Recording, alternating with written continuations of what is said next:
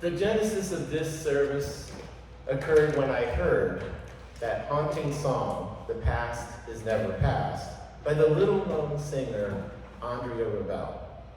I was attracted to the melody, but especially to the title, "The Past is Never Past." It's a succinct version of the familiar Faulkner quote, "The past is never dead, it's not even past."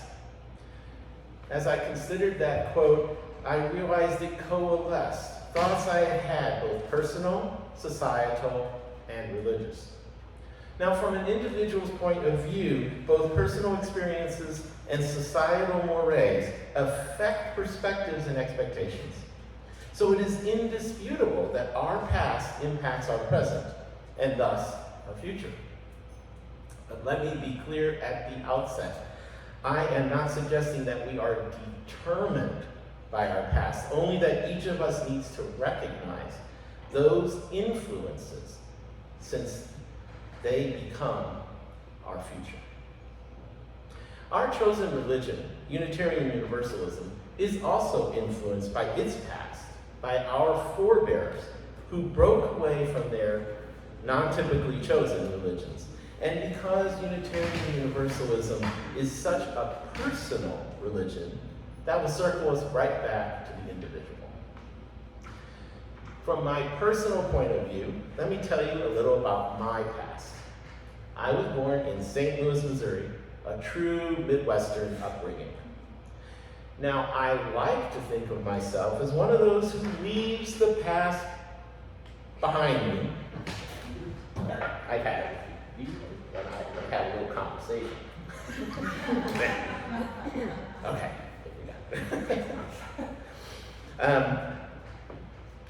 I like to think of myself as someone who leaves the past in the past, leaves it behind me. I literally have no friends left from my childhood. There's only 2 friends from college that we get the yearly Christmas card from, and none from my time in graduate school, and none from my 9 years in Colorado before I moved to Delaware. Having lived in Delaware for 30 years and now moved to Tennessee, it will be very interesting to see whether my pattern continues. The bottom line is that I always thought of the past as dead, in my rearview mirror, gone. But it really, really doesn't work that way. Let me just give you the most mundane of examples. When I started working with Reverend Greg Chute at Unitarian Universalist Fellowship of Newark some 25 years ago, we would occasionally have lunch together. It took me a year before I would let him pay for a meal. Something in my Midwestern upbringing told me, if you have a meal with the minister, you pay. Now, this is particularly perplexing in my case because I grew up in a distinctly non-religious household, and what religion we practiced was Judaism. I didn't even meet a minister until I was in college. But nonetheless, somewhere in my psyche, ministers don't pay for meals. Respecting ministers isn't a particularly negative ramification of my past, but it was surprising when I realized how deeply ingrained it was. There are other not quite so pleasant reactions from my Midwestern upbringing. When I hear a man say my husband, or a woman say my wife, a little buzz goes off in my head. It just sounds funny. Understand, I am fully supportive of gay marriage, know plenty of gay couples, but there's some tickle from my conservative Midwestern past. I delivered this same talk to another UU congregation, and a woman came up to me after the service. She was about my age, and she was raised in Chicago. And she said that she too had that odd feeling when she talked about her wife. I was in my late teens before I met an out gay person. His name was Don Pace, and he was out and flamboyant. No doubt St. Louis wasn't really ready for him in the early 70s, and I probably wasn't either. But he did help me to see that he was just a person, and with all the same strengths and foibles of anyone else. The point is that we are influenced by our experiences, both personal and societal.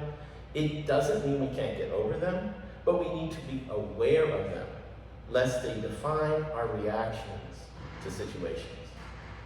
I have been told by several people that I should read this book, Blink, by Malcolm Gladwell, and I finally picked it up a while back. Blink is an intriguing book, filled with stories of researchers delving into the workings of the human brain. A large portion of the book involves the power of the immediate reaction in a blink, as it were. Now, the first story concerns an ancient Greek statue bought by the Getty Museum and how several experts had an instant feeling that something was wrong with it. It took months to prove that it was indeed a fake, months to demonstrate what these experts grasped in a blink.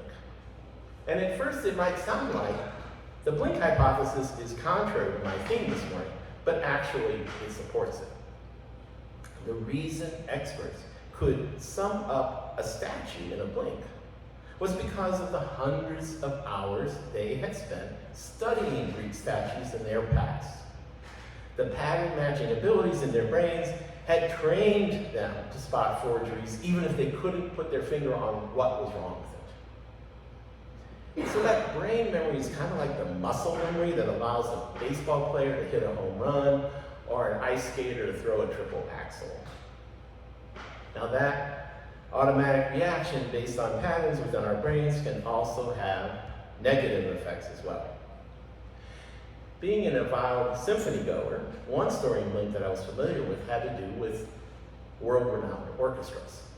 Until recently, it was understood by the powers that be that women were not capable players as men, especially for the big brass instruments. Women, it was believed, did not have the lung capacity, or the strength, or the embouchure, or the mouth control, to play trombones, or French horns, or the like. And sure enough, during an audition, few women would make it into these orchestras. Until someone decided that maybe they should put up a screen between the people reviewing the auditions. And guess what happened? Women still didn't make it in. Now, orchestras are still very formal affairs. And women trying out for orchestras would dress very nicely and wear high heels. So they would go click, clack, across the stage. And by the time they sat down, every judge knew they were a woman. When it was suggested that women should wear flats, all of a sudden, more women made it into the orchestra. I can't say whether the men who were judging candidates recognized this innate bias. They probably thought they were giving everyone a fair chance. But the fact is that every minor miss by a miss, if you will, was considered major, and every major successful passage was downplayed. And Blink is filled with examples, big and small, where people believe they are unencumbered by their biases, by societal learnings, by old patterns, when in fact, they are being influenced sometimes dramatically by their past experiences. And sometimes, some of those experiences can be life and death. There's a detailed description in Blink of the shooting of an unarmed black man by white officers, a scenario we are all way too familiar with. The assumptions made by the white officers about a black man just going out for some air led to the disastrous confrontation. And as often happens, the white officers in that case were acquitted of breaking any law. These patterns, these ingrained beliefs, these stored assumptions, all of us have them. And overall, they're neither good nor bad. In fact, they're necessary for us to operate in this world. We need to know automatically that we drive on the right side of the road and that we stop for school buses and pedestrians. We could not function if we had to think about, oh yeah, I drive on the right. We have to have these things ingrained within us.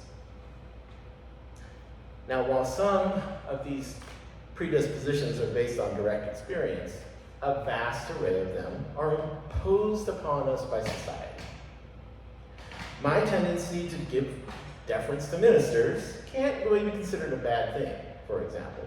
But that tickle in my head about gay marriage is no doubt caused by being reared in the Bible Belt, where strictures against homosexuality were deliberate. It is difficult to deal with these hidden assumptions when they occur automatically, without even the realization that they're happening.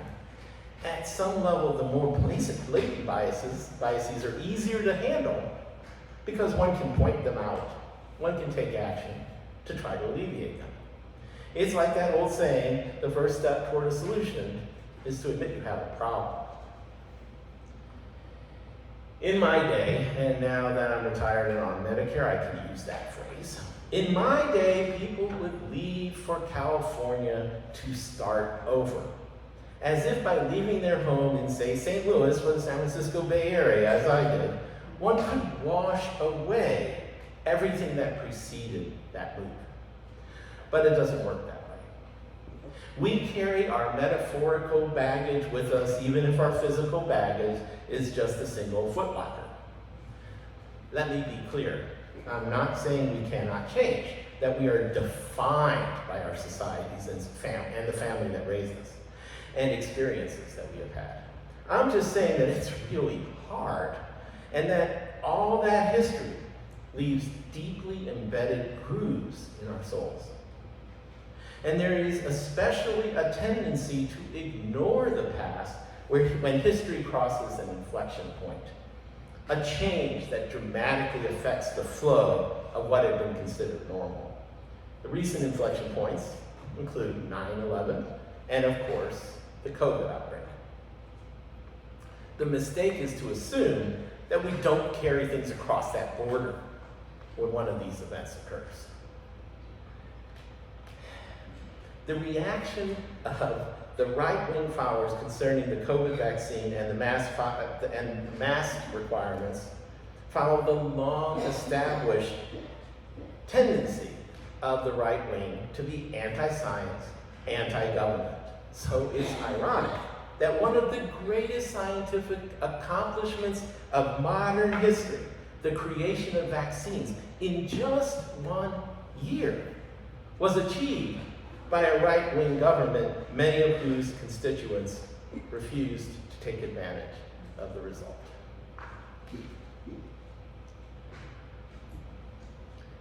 These societal biases impact our philosophical and religious perspectives as well. Western societies founded on principles laid out by the Greeks, by Aristotle and Plato and the like. The Greeks, for the most part, had a strict deconstructive philosophy. Everything was broken down into smaller and smaller pieces. We get the word atom from that which was indivisible, the smallest piece. Now, this approach is the antithesis of the holistic approach, the systems approach. See, it's often true that you simply cannot look at the pieces and determine how the whole functions. Only in recent times have we learned about complexity theory and emergent behavior, where the whole is much greater than the sum of the parts. A termite is a very simple bug, but a colony of termites can build towers which in scale dwarf anything humans have accomplished, more than 1,000 times the height of a single termite.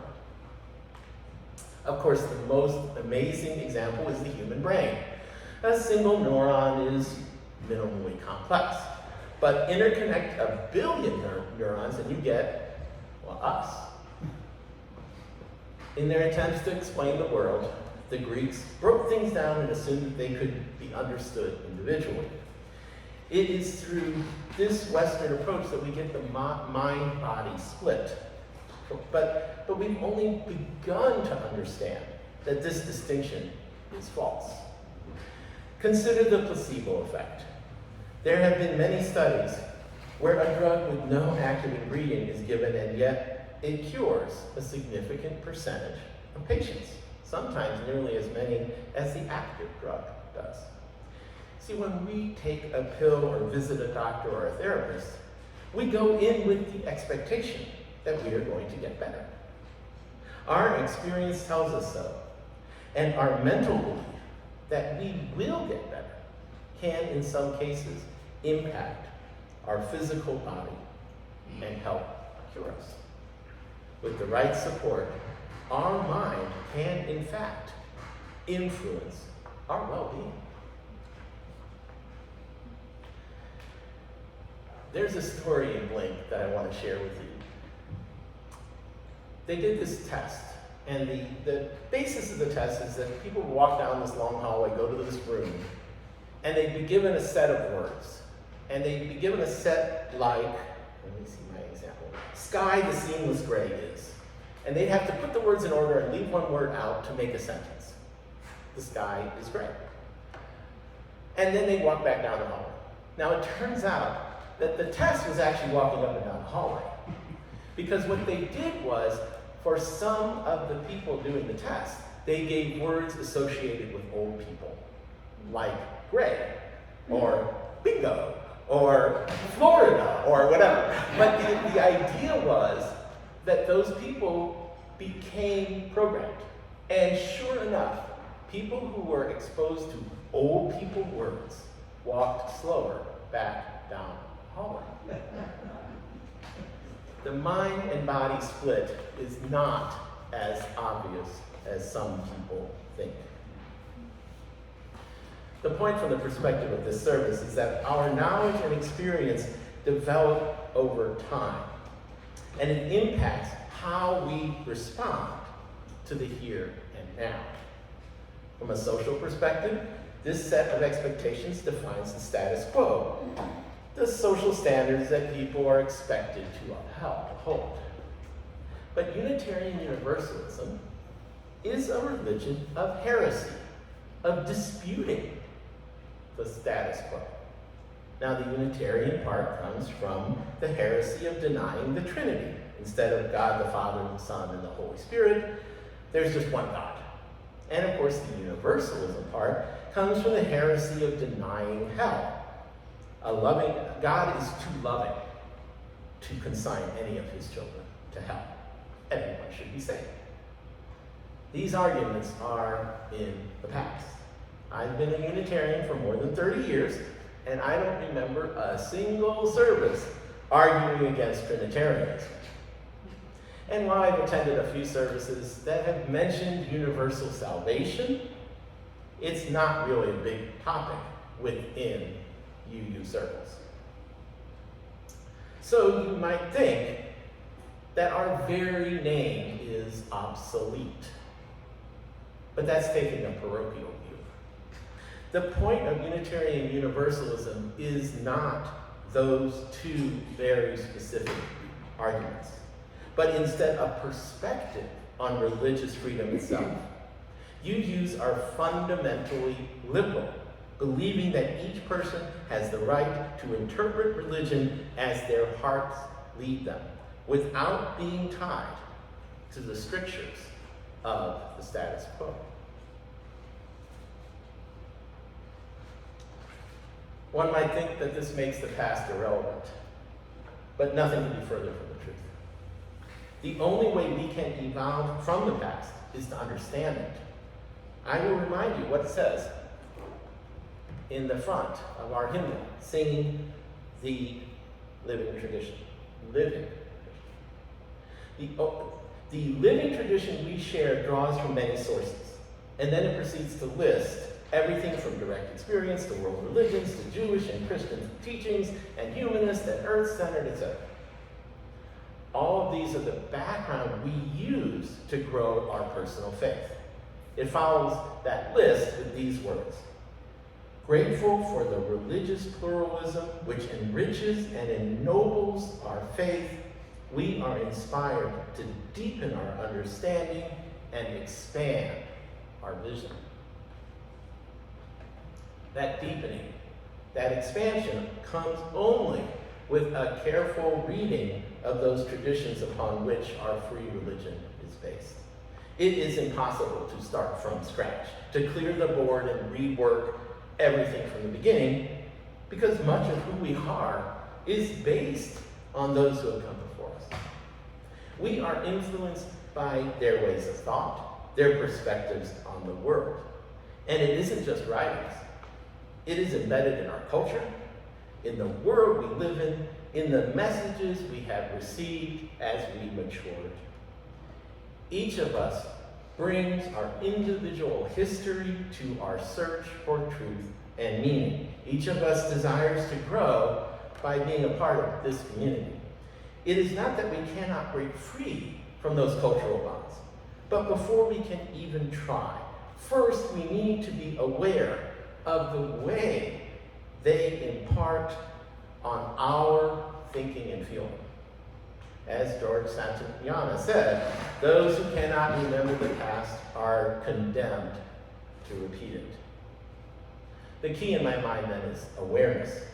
We need to be aware of how our personal experiences influence our current actions, how societal messages construct our prejudices and our biases.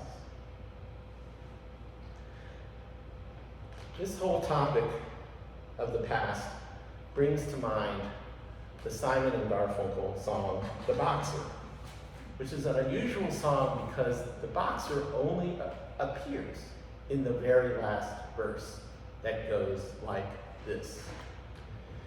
In the clearing stands a boxer and a fighter by his trade, and he carries the reminders of every glove that laid him down or cut him till he cried out.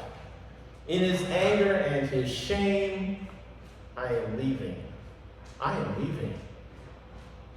But the fighter still remains. We all carry the reminders of the pains we have experienced throughout our lives.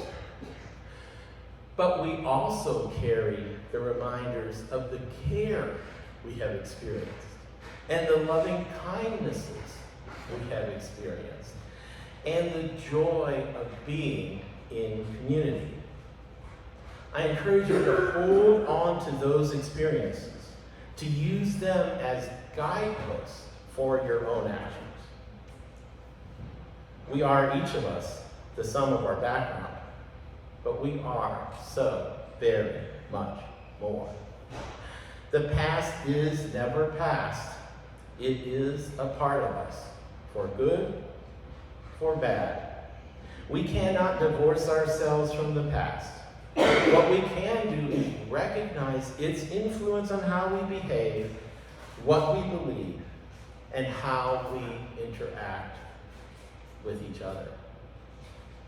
As you go through your week, perhaps you can take a moment when you are reacting to something, a moment to ask yourself, where is this coming from?